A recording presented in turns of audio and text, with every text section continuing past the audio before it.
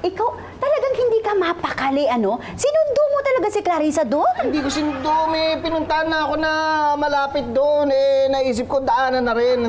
Nando doon na rin lang eh. Hindi mo pinlanong sunduin? Ako? Di. Sige, sabi mo eh. O teka, sandali. Ikaw naman tatanungin ko. Ikaw ba okay lang sa'yo na nililigawan niya anak mo? Hindi naman sa hindi ako tutol. Pero wala naman kasing masama kung ligawan siya eh. Mabuti nga may nagkakagusto sa anak natin eh. Buti ba? Kilala mo ba yung naliligaw sa kanya? Hindi. Sigurado ka? Oo. Bakit ba? Yung tatay daw nung nanliligaw sa anak mo. Yung dati nanligaw sa'yo. Ah, talaga? Oo. Eh, sino daw dun? Resty Policarpio daw. Ah, si Resty. Oo, siya yung ano, yung sinasabi kong gumawa sa akin ng tulanon. Ba't ka nakain mo? Kilig na kilig ka. Ako? Hindi! Ay, Oy. papaalam po sana ako. Oh, saan ang lakad? Nagyayaya po yung mga classmates ko bukas. Kakain daw po kami after school. May... Kasama ba si Maki? Hindi po, yung mga classmates ko lang po.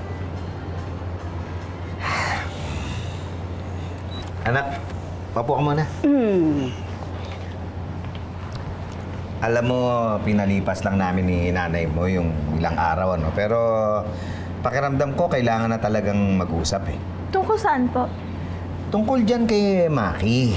Alam mo kasi anak, yung mga ganyang relasyon, hindi basta-basta yan eh. Hindi basta-basta ang bata-bata mo pa eh. Tama yung Kuya Jose mo, oh. Hindi na bata yun. Pero ayun, parang nabigla pa rin. Hindi pa rin maganda kagad yung nangyari eh, di ba? Teka lang po, Tay. Akala niyo po ba kami na ni Maki?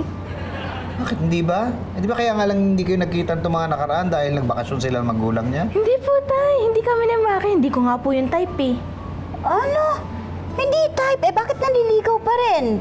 Ay, naku anak, dapat sabihan mo na. Opo, Nay. Nasabi ko na po. Eh, hindi na po yung nanliligaw. Kaya nga po sumama yun sa Singapore sa parents niya kasi nalungkot. Binasted mo? Opo. Uy naman pala eh. Oo, ikaw kasi grabe ka makareact eh, no? Bakit ako lang? Ikaw rin naman. Oo, pero ikaw nagsimula. Sandali lang po. Sagutin niyo po muna yung tanong ko. Payag po ba kayong sumama ako?